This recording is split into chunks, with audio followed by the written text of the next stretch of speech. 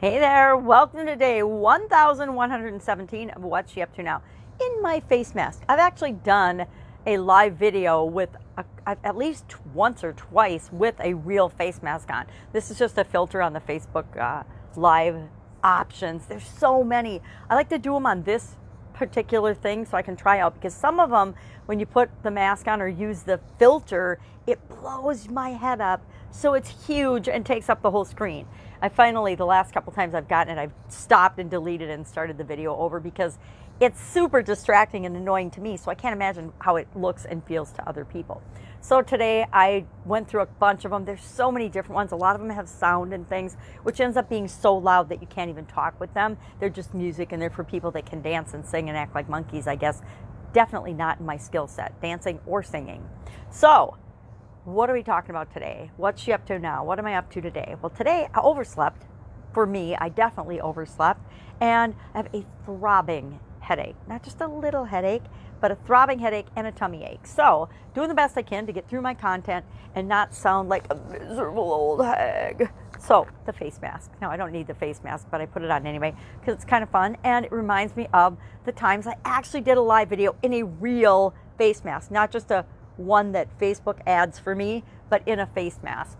I think it was green, and then one was just shiny and sticky. I like those peel off masks where you can actually peel them off. So what does this have to do with anything, and why would you care? Nothing, actually, except sometimes we put on masks when we're out in the world. They're not as, well, they are as actually blatant and in your face as this particular mask is. We just don't think it or realize it at the time. When I think back, when I was in corporate America, I wore a mask all the time. I only showed the people in corporate America a certain part of who I really am. I show them the pieces of me that fit like a glove or fit like the perfect piece in a puzzle for the role that I was playing in corporate America.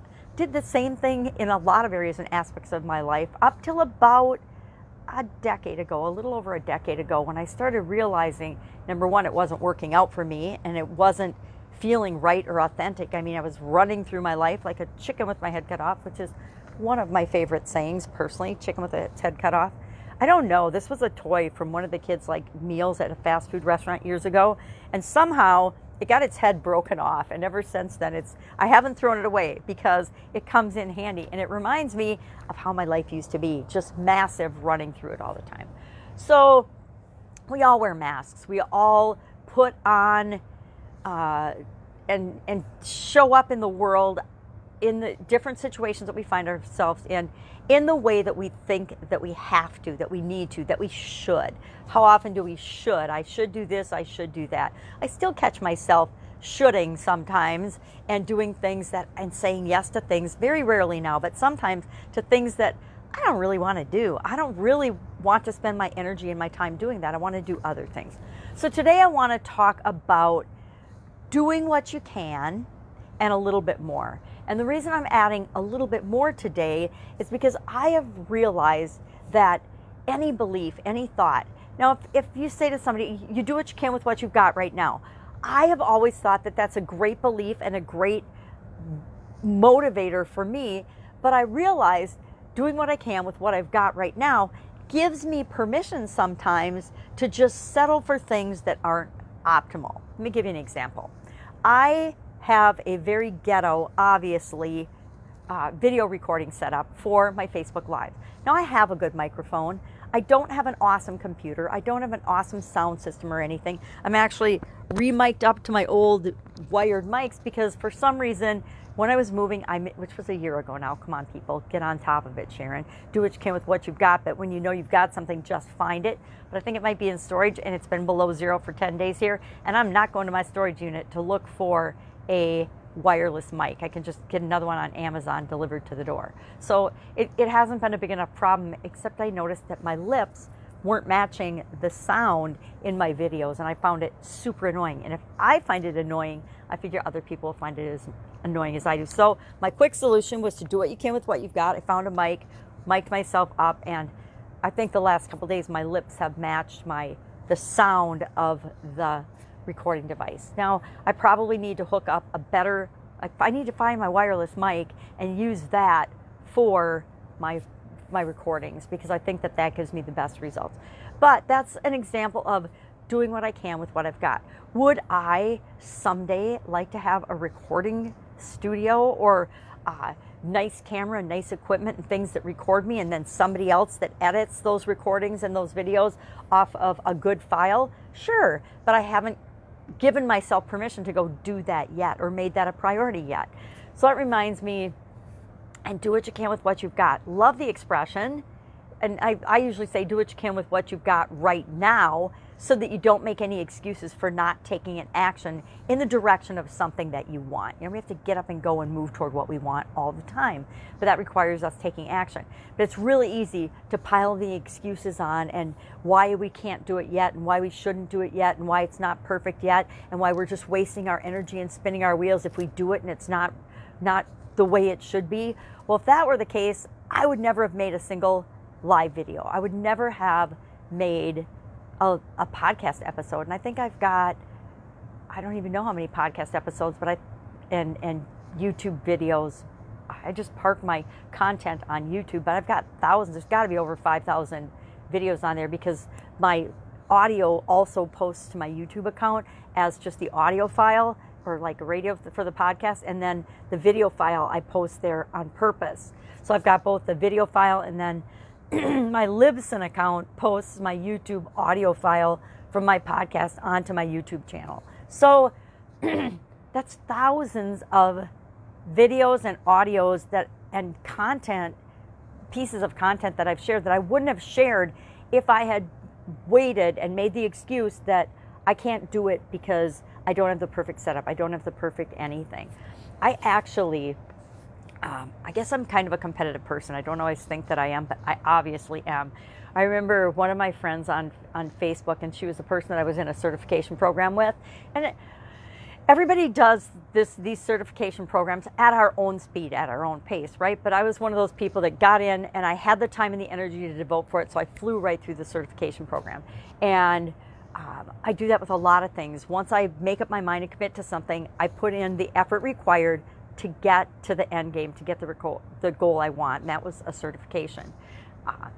But that's how I met her, is why I'm sharing this. So I met her through this certification program, and she'd been talking for a while and doing some live videos, and all of a sudden she said, I'm going to launch my podcast, and then I'm going to teach you how to launch a podcast in a week.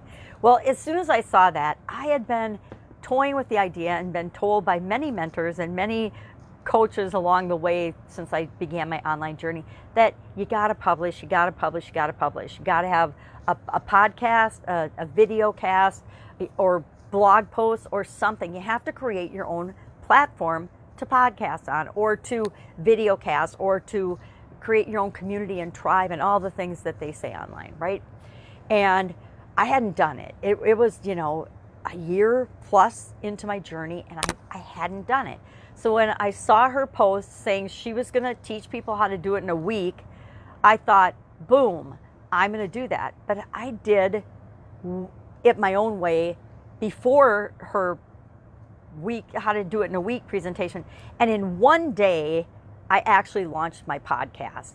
And then I wondered, why have I been putting this off for so long? It was a little bit challenging, and there were a couple of little problems that I hit along the way, but nothing like I had built up in my mind that I had to do to have a podcast. Now, I think I've got over 4,000 episodes on my Pajama Grandma podcast right now. And now my challenge is, how do I take that Pajama Grandma podcast and burst out of that identity I had created for myself, although it is a part of me, just like this mask. My online presence was just a part of me as Pajama Grandma. And as COVID hit last year, for about a year, I'd been thinking, I need to let go of this Pajama Grandma persona if I'm going to really show up and be who I am online without the mask. And so as COVID hit, I started to just stop doing Pajama Grandma. Although I had a year-long challenge that I had already committed to do one fun thing every day in 2020, and that was on my Pajama Grandma Facebook page And so I continued to do that actually through the 8th of this year, where I finally finished up, because I didn't start on the 1st of last year, which was, I don't know why, silly. I guess because I was carrying over the previous annual challenge is why I didn't. I always have a good reason for why I do things at the time, but when I look back on it, sometimes it's not the best reasoning or the best, reason for or doing something. But that was fine. It was a non-issue change. But I'm working toward, how do I just show up as who I am? What is my brand? What do I represent? What do I want to show up and share in the world now that I've gone through all this business stuff? I've gone through all these health challenges. I've gone through all these world and life challenges. What is it now that I'm here to share and provide with the world? And part of the podcast and part of my doing Facebook Lives every day is helping me discover that. It's helping me figure out, how do we learn how to do something? By doing it, right? How do we learn to show up and be ourselves? By doing it. So every day I just practice being myself. And one of the things, one of the beliefs I adopted was, do what you can with what you've got right now. But I realized I have to add and a little bit more, so that I remember the continuous improvement piece of that, and I don't just put something in place and I just keep doing it over and over and over again. So thinking about this with respect to my content, the content I create. The content I create is not strategic. I was on a challenge yesterday, and the lady's saying, okay, every piece of content you create needs to be strategic. Now, it's not the first time I've heard that. I heard that from Russell Brunson and Steve Larson, 3 years ago. And I get it. I see how they do that, and they put all of their stuff out and it's all strategic, but it's not necessarily authentic. They put an authentic spin on it so it looks authentic, but it isn't, because it's a story that they're creating for a specific purpose. And when you're doing that, that's fine. But I am at a point in my life where I don't think that everything that I do has to be to bring people to me so that I can sell them something, or so that I can get them to pay me to coach them or do something. Now, a lot of people aren't in that position. Then they have to make a living, and I think I'm probably doing a disservice by not serving the people that have to do that and helping them, because that's probably where my expertise is best suited. And I just need to match my beliefs and my core values with serving people in a way that serves them, and not just, sharing content. So just a philosophical thing, and it's a belief thing that all of us need to deal with, right? No matter where we are, no matter who we are, no matter what our stage of development in business and in life, we're always learning about our beliefs and our thoughts and our values and our feelings and how they interact to get us the results that we are seeing in our life. And if those results aren't exactly what we want to see, then guess what? We have to change something. We have to change our thinking, our beliefs, our thoughts, our feelings about a certain thing in order to see it differently, to act differently, to get different results. So do what you can with what you've got and a little bit more. Do what you can with what you've got and a little bit more. That's going to become my new phrase and my new saying, so that I don't allow myself to get complacent, get stuck, and just say, oh, it's good enough. Now, I mentioned I have like 4,000, it's got to be over 4,040 some views of, or podcast episodes. Guess what? I still don't have an intro or an outro on a single episode of my podcast. I have never edited a single episode of my podcast. Why? Because I don't know how. I could learn it, but when I started to do the podcast was the point at which I realized that I didn't have to learn how to do everything myself in the online world. For some reason, when I came online, unlike the offline world, where I would just get help or call an expert or phone a friend or phone somebody that would help solve a problem that I had, I didn't do that at all online. Online, I fell into that big trap where you think you have to do everything yourself, or you think you have to learn and understand everything yourself before you can even hire somebody to help you do it. Total show slower down or stopper in terms of your progress. It's about finding who already knows how to do and can help you accomplish what it is that you want to accomplish. It's so that you don't have to learn everything yourself. Now, I love learning things. I'm a lifelong learner. I love reading and learning and growing. Even with my visual challenges, I love to figure out ways to read. I mean, I blow it up on my big screen TV. I've got a 62-inch screen TV that I blow things up on so that I can see them. And that works for me. Each of us have to find what works for us. So what am I doing with respect to challenges today? I think I mentioned I may not have mentioned it. This year's annual challenge is to do one thing every day that centers you. And today was about our soul and what centers your soul. Now, unfortunately, this little journal book doesn't tell us how to do anything. So what am I going to do today? I'm going to just Google and research, or DuckDuckGo or Yahoo or Bing or whatever the platforms are today to search things. I'm going to do a search online. How do you center yourself? How do you center your soul? And see what comes up, because there wasn't any instruction on how to do it. It just says how I centered my soul today. Well, I don't know how to do it. That's why I'm doing an annual challenge on how to do it, how to be more centered, how to be more focused, how to get to know myself better and get to know what makes me tick so that I can be the best version of myself each and every day, showing up as the best version of myself. So that was do one thing every day that centers you. And it was like, okay, I forget these books don't really tell us how to do anything. They just tell us the what. They don't show us the how. Just like online marketing. It tells you the what and then sells you the how. And again, I'm kind of about that. I'm like, if I can show somebody how to do something, I'm going to show them how to do it. If I can show them how to do it quickly, I'm going to probably do it in a Facebook Live video or in a Facebook Live demo video, or a StreamYard or whatever platform, Zoom call or something, because there's so much stuff we know that we just, it's like keeping a lot of stuff in our house. I happen to be a pack rat. Maybe I'm a recovering pack rat, but I still have things that I keep a lot of, or pack rat, like pens and pencils. I mean, I probably have more pens and pencils in my life than a human beings really need. Any other human being probably needs on the planet, right? I could run a small business with all of just the resources I have with respect to pens and pencils. Why? I like pens and pencils. I like drawing. I like art. And the worse my vision gets, I think the more I like those things and hang on to those things just as a way of staying connected. But we all have those things. And some of them we need to let go of and share with other people, because they're resources that we're hanging on to, but we're not utilizing them. We're not using them in our life in a productive way, so we can just let them go so other people can benefit from them.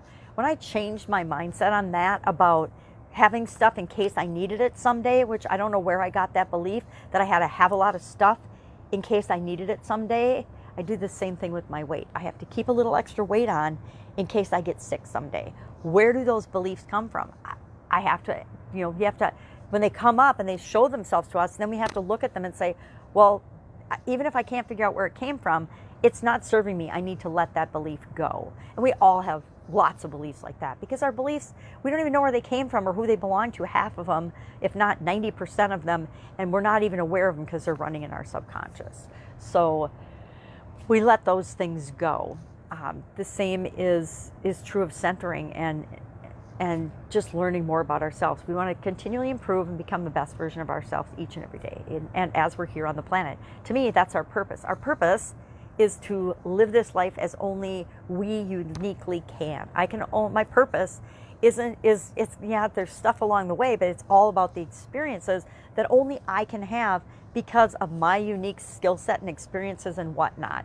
Makes it so fun to go through life when you're just being yourself, because there's no competition. As weird and quirky as each and every one of us are, me included, doing an entire Facebook Live with a black mask on my face, which might be green. I think it's black. I can't tell. It's a color. But it wouldn't matter what color it is. It's being okay with doing that. And knowing that it's not the end of the world if I trip over my tongue or make mistakes. Get Up and Go Challenge Day 18 today was all about taking action and the importance of action in our SOAP framework. Still teaching the SOAP framework this year. Started teaching it last year and sharing it. I guess I'm teaching it, but sharing it, and then a tool a day that you can use to apply that SOAP framework, install it in your subconscious to guarantee that you'll always get better results after a change or challenge than before experiencing that change or challenge. How can I say that? Because thousands of us have been doing just that over the last year. And I've done it thousands and thousands of times in my own life, as have, millions of other people. And they might not even be aware of it. I wasn't aware that I was using the SOAP framework until last year when I gave it a name. Before then, I was just doing it automatically because I had learned over the years what worked for me to deal with change and challenges. Because guess what? Change is inevitable. There's not very many things that we can count on in our lives, but the ones that we can, we need to make them work for us, not against us. What are those things? We can count on knowing that change is always going to happen, and it's up to us to decide how we're going to respond and react to those changes. We can count on weather's unpredictable, and we have absolutely zero control over the weather.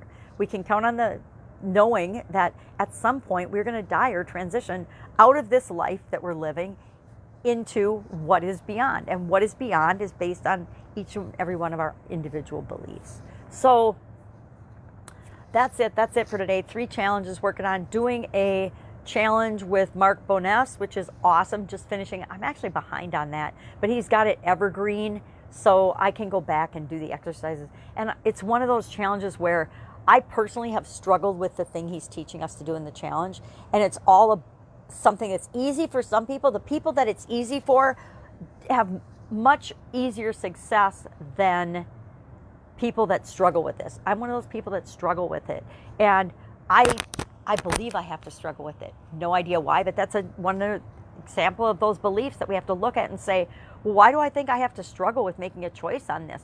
I'm not locked into that choice forever, but for some reason our beliefs keep telling us all these things. Great way to overcome that and figure that out. Grab a notebook and a piece of paper and just start writing it down. Write down things that might be bothering you or that might be blocking you, and then just unpack them one at a time.